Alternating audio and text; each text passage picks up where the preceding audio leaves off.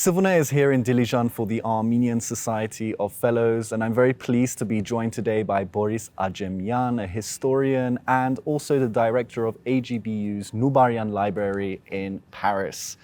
So, Boris Adjemian, thank you very much for your time. I really appreciate it. Thank you. So, the Nubarian Library I want to start off with. This is an Armenian gem in the center of Paris. It's been going since the 1920s, and you are the director. Why is the Nubarian Library so special? I mean, there's so many aspects to it. Some would even say the Art Deco architecture of the building is enough. So, as the director of the Nubarian Library, how would you describe it to your average audience, average watcher? Why is it so special? I think what makes it so special is that it is both a place of heritage, a historical place, a place of research, any kind of research, academic research, the most advanced academic research, also amateur research, family research. So it has a social life which is very rich, and this library nearly reaches now its first century of existence, since it was founded by Boris Pasha in 1927. And so it's almost unique in the diaspora, outside of the libraries which are held by monasteries, by the Mechitarists in Vienna or in Venedig, or in Jerusalem also by the Armenian Patriarchate. It is really rare to have such a collection of books, manuscripts, archives, to such an extent.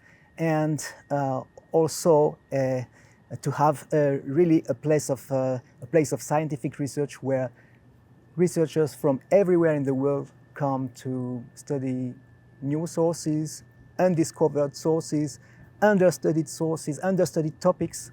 I'm talking about old newspapers from the 1840s, old manuscripts from the 18th century.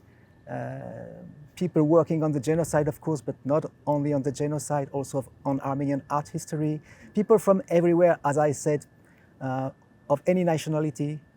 Armenian people, of course, but also Turkish people, Turkish students and PhD candidates and postdoctorates who learn Armenian, who can come and read Armenian and Armeno-Turkish sources as well, and who are really interested by a wealth of topics and new directions in order to improve also their own knowledge of Ottoman history in different directions. So it's a very specific place.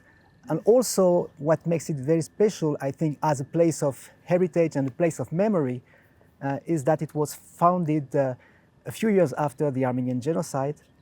And the first director of the library, actually not the director, he was the librarian, Aram Andonian, the well-known former journalist of Constantinople who was arrested on 24 April 1915, deported, one of the few who survived to this deportation and who wrote his memoir about this deportation. And he spent the rest of his life in Paris to collect together documents about Armenian culture, Armenian history, and about the genocide. So it makes it a very special place also for this particular history. I mean, it's a fascinating institution. I believe it was also founded by the son of a former Egyptian prime minister who himself was Armenian, Nubar Pasha, and the founder being Boris Nubar Pasha. Sure. The Nubarian family, the family of Nubarian, the former prime minister of Egypt, was kind of a dynasty, an Armenian dynasty in Egypt, a loyal servant to the Egyptian viceroy. And so Boris Nubar, the son of the former prime minister, he himself was an engineer, an entrepreneur, and also a politician. He had a political action very important as the head of the Armenian national delegation after 1912 until 1923, until the Treaty of Lausanne. And in the meantime, he was the head of the AGBU, founded also in Egypt in 1906 until his death in 1930. And I mean, it's not just a library, it's an educational institution, it's an archive. It's also kind of a repository of Armenian memory. It is keeping much of those old Armenian memories alive. I mean, could you speak a bit to that? Yes, and I have also I like to speak about the library, not only a library. Right. I capitalize even the word library when I'm talking about the Nubarian Library. As Andonian was doing, he was talking about the Parisi Askayin Madenataran, the National Armenian Library of Paris. Because at the time it was really in this mood, in this perspective that they created the library, hoping that they will attract all the publications, all the books, all the informations from everywhere in the world, since Armenia had been destroyed during the genocide, and it was kind of an attempt to reconstruct, to rebuild Armenia in exile through the books, through the writing culture, which is very rich in Armenian culture, of course. So there is this heritage, literary aspect, which is very rich. In the meantime, there is an emotional aspect of the library. People who come to the library, they really like it. They like the smell of the library, the smell of old books, They all speak about this smell when they enter the first time in the library. They like the decorum of the library. The architecture as well, which I believe also an Armenian architect was behind that. Exactly. Actually, the building was built by an Armenian Society of Entrepreneurs, the Patrimoine Immobilier, in 1922. And they hired an Armenian architect, Levon Nafilian, a well-known architect in the Armenian community, who had also built some other buildings in the diaspora as well as in Paris. And for example, the house of the Armenian students in the Cité Internationale Universitaire de Paris, also founded by Boris Nubar, the same year than the Nubar Library, which also underlines the educational aspect of all these creations, because there is all in the same direction, educating the next generations of Armenian people by offering them the possibility to still learn Armenian, to still read in Armenian.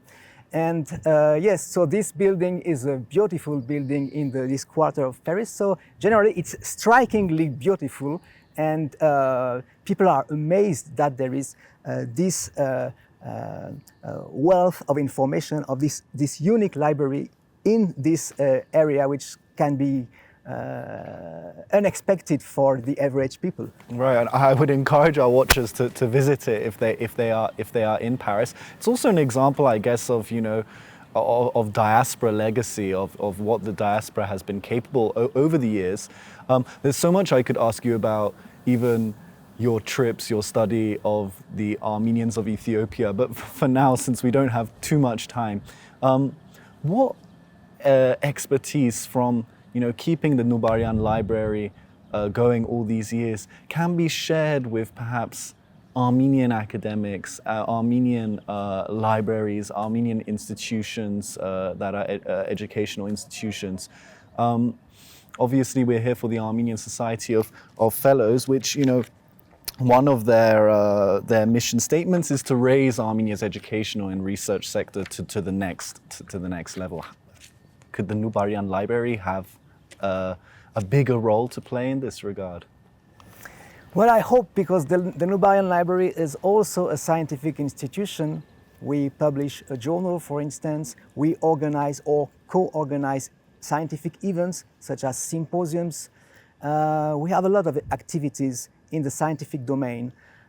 So I prefer to remain humble. I don't have advice to give to anyone, but I think the story of the Nubarian Library is an illustration of the richness, the wealth of the diasporic history and culture, which is complementary to the history and culture you can find here in the Caucasus, here in Armenia. And so I think there is an encouragement to work together through the existence of such kind of institutions in the diaspora, and what we can do now in Armenia in terms of collaborations, which is the very idea of Azov, I believe. Okay, well, Boris Adjemian, I really appreciate it. Thank you very much for your time. Thank you. And thank you for joining us on CivilNet.